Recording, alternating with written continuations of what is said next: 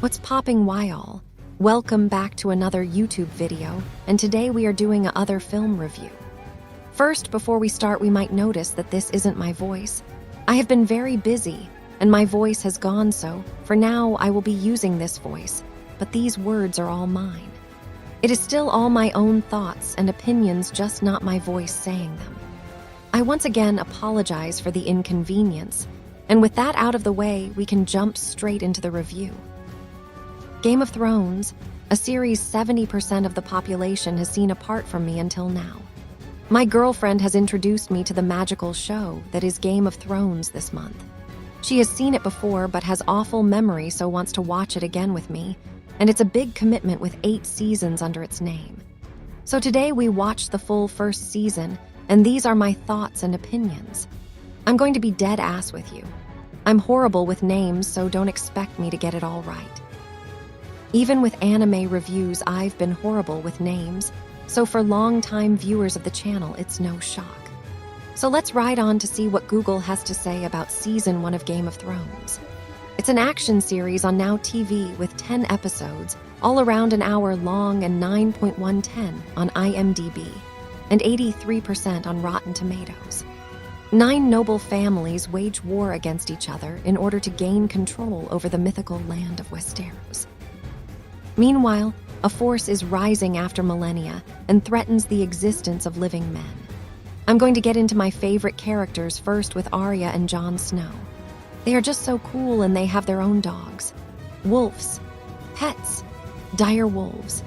Yeah, I think that's what they are called, and these two are just the coolest with Arya for the time this was set in the Middle Ages in Marseille.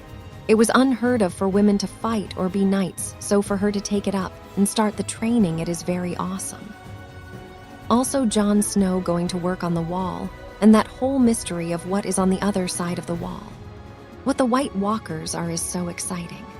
I've never ever seen anything Game of Thrones before this point, so I have no idea what the lore is here.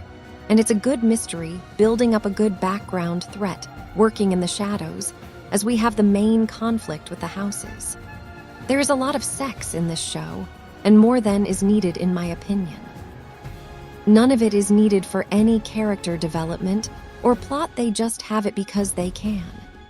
But going back to Arya, most of the women in this show fall into high class with royals or a sex worker, and the sex workers are looked down on.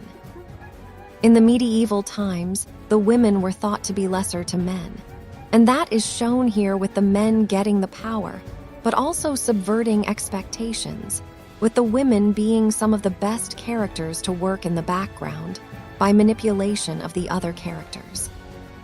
The Lannisters are awful.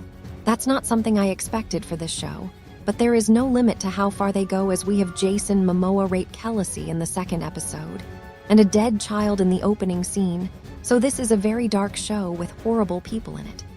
The acting is really good, and the characters are portrayed very well. We have a lot of main characters die in the first season, showing they are not scared to kill off their characters like Stranger Things. The cast is massive, and there is so much going on.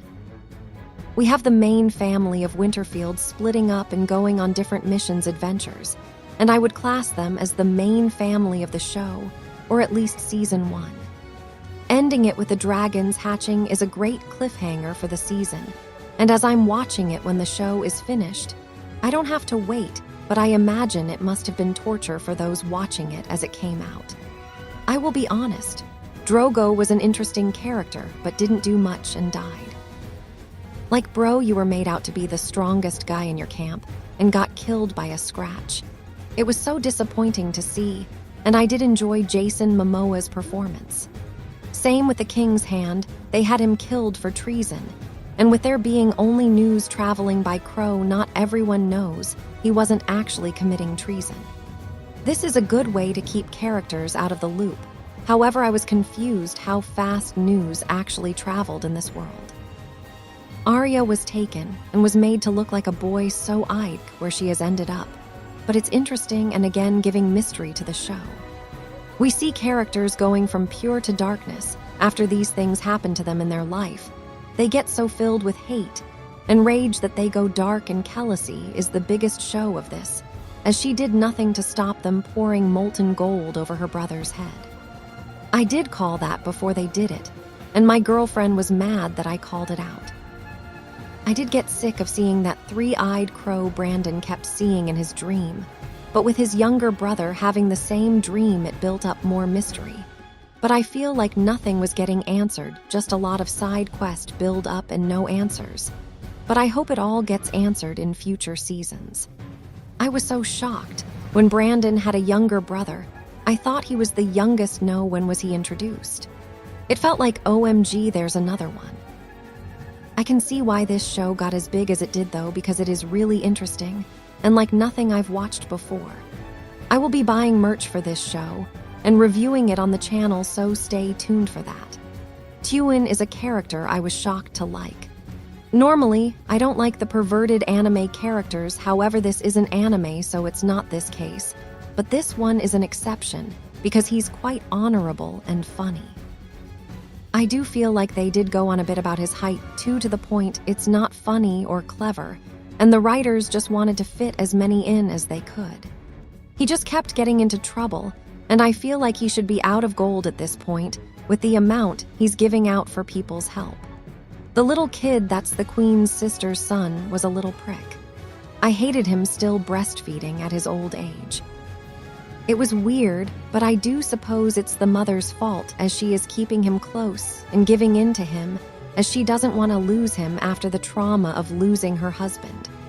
I could go on all day about the mental side of this show, because there is just so much mental trauma, and each character deals with it differently. It's such a clever and well-written show.